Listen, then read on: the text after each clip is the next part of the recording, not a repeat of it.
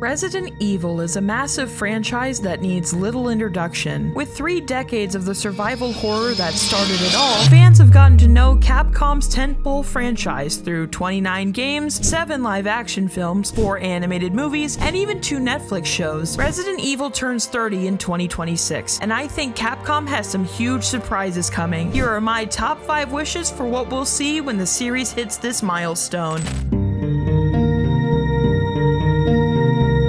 Coming in at number 5 is the live-action film currently underway, directed by Zach Cregger of Weapons fame. The film is set to release next year on September 18th. The reason why this film is dead last on the wish list is quite simple.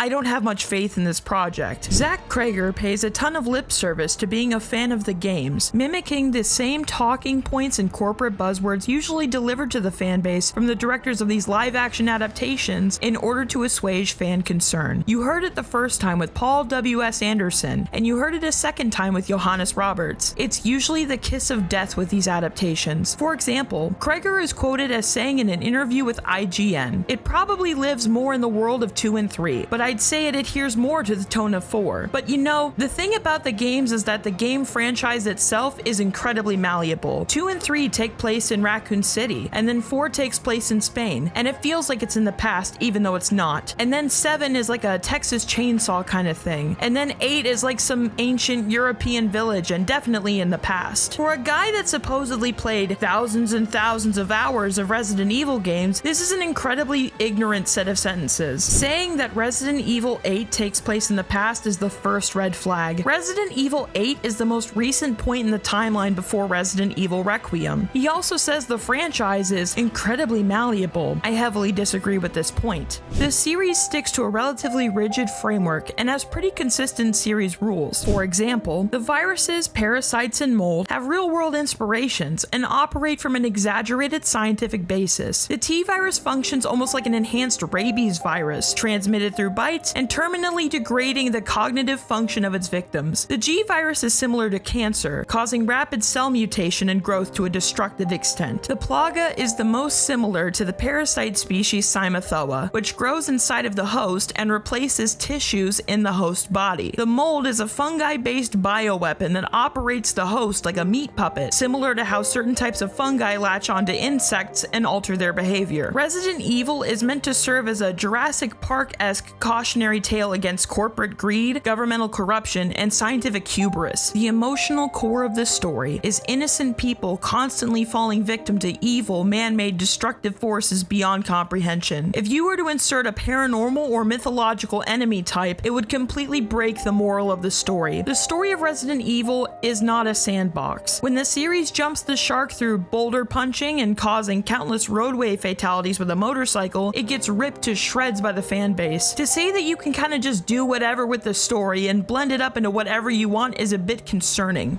Another quote from this interview reads, "So the games don't even have some sort of a set lore. It's not rigid. And so I don't think I'm taking any more liberties with this than the game franchise does at all. So I'm coloring within the lines."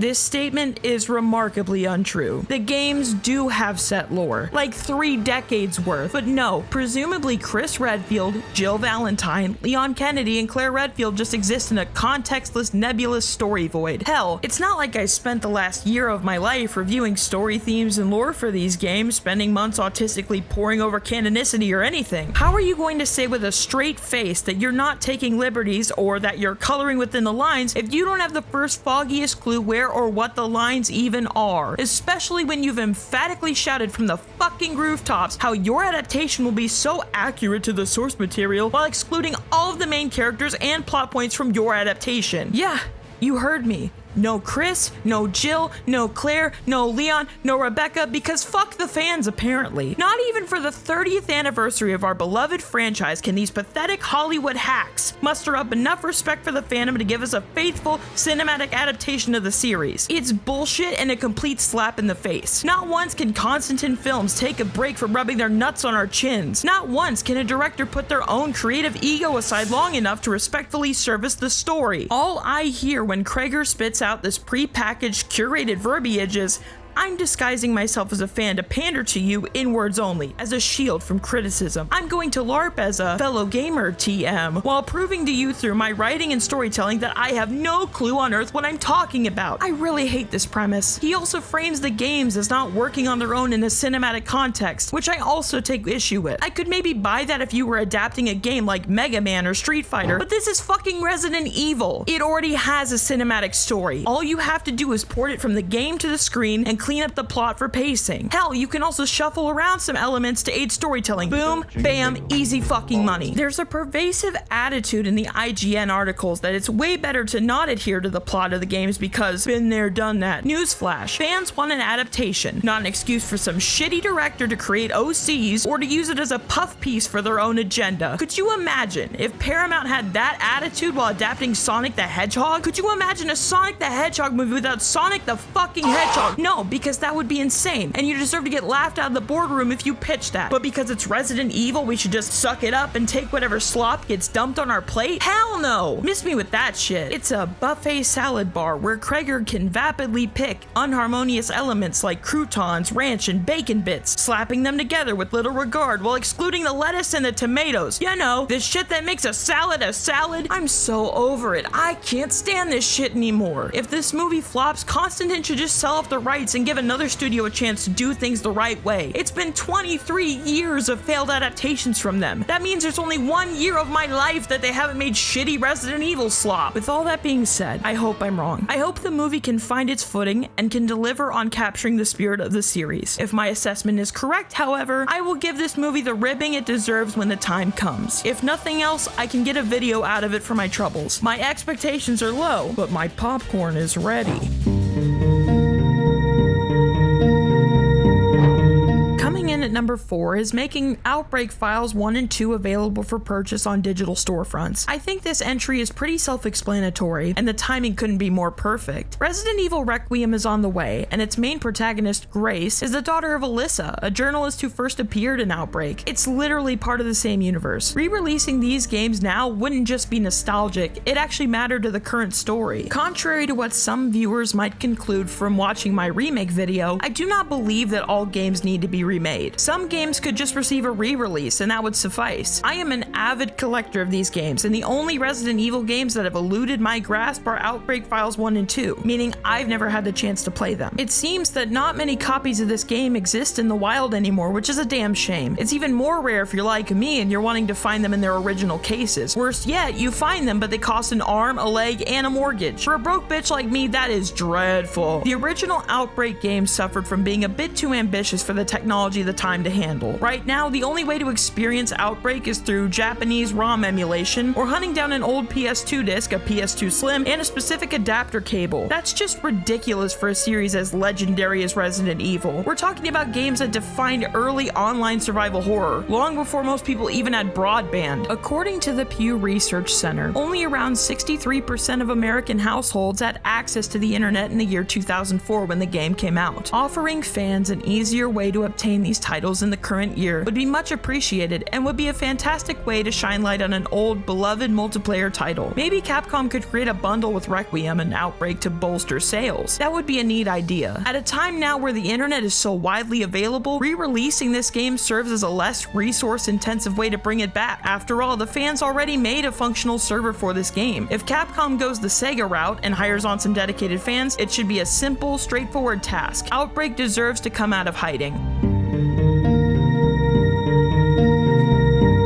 Coming in at number 3 is releasing a 30th anniversary art book, a real treat that every Resident Evil fan would love. Not just renders and promo images, but a real deep dive into the concept art, storyboards, and unused ideas from across the franchise. This might seem like a weird priority, but let me cook a little with this one. One of my favorite and most prized possessions is my RE6 art book that I ordered from Japan. I love flipping through all the pages, peering into alternate timelines of what the game could have been if different choices were made. As someone who loves art and character design, I enjoy finding out how our favorite characters came to be. Did you know that Claire Redfield was originally supposed to be a blonde motorcyclist named Elza Walker? Did you know that there was supposed to be a secondary protagonist in Resident Evil 4 named Tony Redgrave who went on to become Dante from Devil May Cry?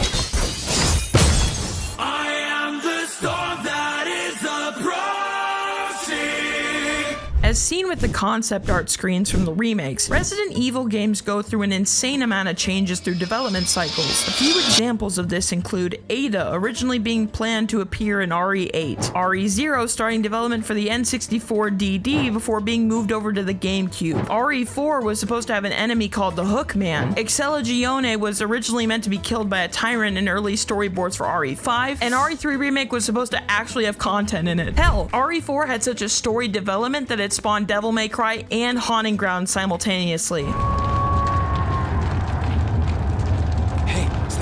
Capcom has so much incredible history sitting in their archives, and we've barely seen any of it. Imagine a hardcover volume that documents 30 years of design evolution, from the Spencer Mansion to the Village. I'm of the opinion that compiling and releasing a 30th anniversary art book would be an awesome way to celebrate the series. It'd be the perfect tribute, not just for fans, but for the artists, designers, and storytellers who built this world of survival horror in the first place. It's only halfway through the list because I think there are 2 more possibilities that are more exciting.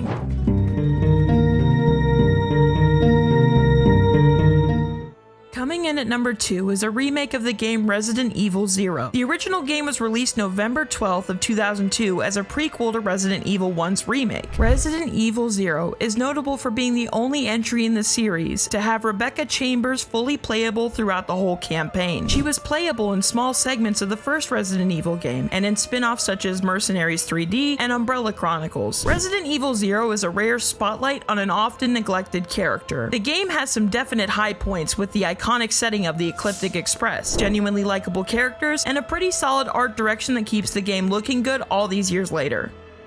Zero is a flawed game that can be improved and enhanced greatly, most of its issues being more mechanical and story-driven in nature. For example, plenty of fans have bemoaned the lack of item boxes, this gameplay mechanic often leading to absolutely brutal moments of backtracking and committing the deadly sin of littering. The collectibles that are needed for progression are easily missed, and you won't find out that you need something until a message pops up telling you how suddenly screwed you are. For example, there's a key card you need on the Ecliptic Express to access a puzzle to stop the train. Since there's not really anything to hint to the player that you needed ahead of time, you're up shit's creek without a paddle by the time you realize your mistake. You don't have enough time to rectify this, so you need to reset. Not to mention that anything you don't grab on the train before it crashes will be deleted from this plane of reality when you derail. The whole game is an exercise in inventory juggling. By the end of the game, you will have the inventory screen permanently burned into your retinas. As per other Resident Evil games, some items take up 2 inventory slots, the most egregious of which being the hook shot from hell. Do you know why I call it the hook shot from hell? Well, it's actually quite simple. You need to constantly drop it and pick it back up again throughout the span of the training facility section. The best way I can describe the item juggling and character swapping is herding cats. It's overwhelming for me personally. I feel like the training facility is where the game hits a wall. The Ecliptic Express is a way more tightly designed environment that is gorgeously pre-rendered. Usually I find the pre-rendered backgrounds of the tank control games to be a bit unconvincing, but Resident Evil uses this to peak effect on the train. At times I thought I was playing a fully 3D game. Imagine my disappointment the first time playing Resident Evil Zero when the unique and stunning train was replaced with the boring, stale, and uninspired training facility. It's basically the Spencer Mansion again, but with less engaging exploration. The training facility is also not helped by the fact that it contains some of the worst enemies in the franchise. You can't find a single top 10 worst RE enemies video without the Eliminators, the Infected Bat, and the Mimicry Marcus. Each of these enemies are shitty bullet sponges, while the Infected Bat and the Eliminators have horrendous hitboxes that make me want to punt my console into the sun. These sorts of enemies would be more suited to modern controls instead of traditional tank controls. All this is to say, the enemies could use a bit of a revamp. The biggest positive that would make remaking the game easier is that Billy Cohen doesn't need the complete rework that a character like Carlos needed in the remake of Resident Evil 3. He's an absolute tank, and despite distrusting Rebecca at first, he's quick to team up with her to survive. It's refreshing to have a side character that actually has a brain and uses it. Their distrust for each other at the beginning makes sense, unlike Steve immediately distrusting Claire at the beginning of Code Veronica. Billy distrusts Rebecca because she's law enforcement and he's an escaped convict. Rebecca Rebecca distrusts Billy because her superior, Enrico Marini, thinks that Billy killed the MPs escorting him to escape. They gradually grow closer as Rebecca comes to the realization that Billy was framed for murder. The only complaint I have with Billy as a character is that the game forgets to develop him and Rebecca halfway through. Whenever you think they're going to have a genuine bonding moment, the game gets cold feet and cuts back to gameplay. A remake would serve as a chance to correct some of these problems and to further flesh out other characters such as Star's Bravo team. Wouldn't that be a treat? Giving a tad more time at the beginning to give Rebecca the chance to converse more with the Bravo team? Maybe they could have some banter in the helicopter, and since Rebecca is young and inexperienced, have her be a bit nervous. Maybe Richard or Enrico takes notice and tells her not to worry. This would be a very humanizing moment for characters that are otherwise unceremonious cannon fodder. Resident Evil Zero is deserving of a fresh coat of paint to breathe new life into a middling entry. A remake could fix all of the common fan grievances, give it a cleaner inventory system, rework the level flow, tighten the partner swap mechanics, and you've got a version of Zero that feels modern without losing that eerie prequel vibe. The RE engine would make the Ecliptic Express look even more stunning, and Rebecca Chambers deserves her moment to shine again. Capcom has the opportunity to take a game that people regard as one of the lower tier installments and turn it into the great game it was always meant to be. If Capcom's going to keep the remake train rolling, Resident Evil Zero is the next logical stop, and the 30th anniversary would be the perfect time to make that happen. The reason why Zero isn't number one on this list is because there's a game that came out earlier that is much more in need of a revisit.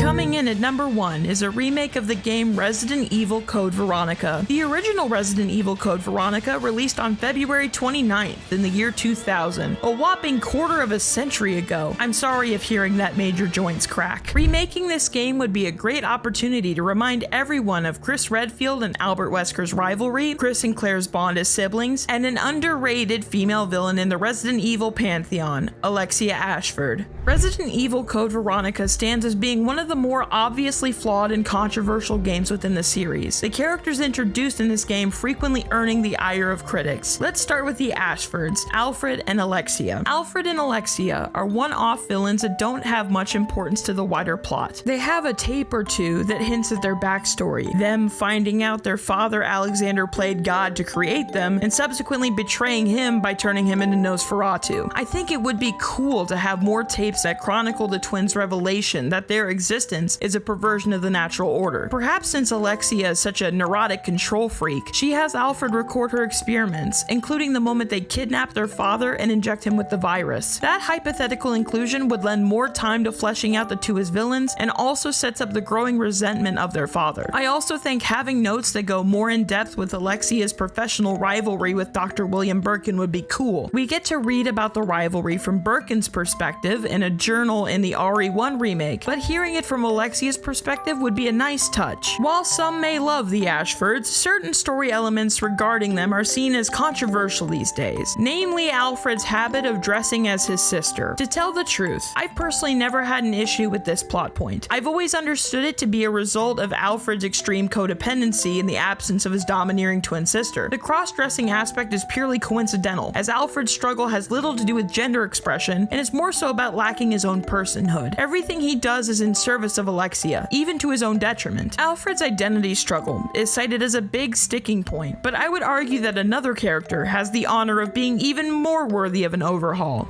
Enter Steve Burnside. Father!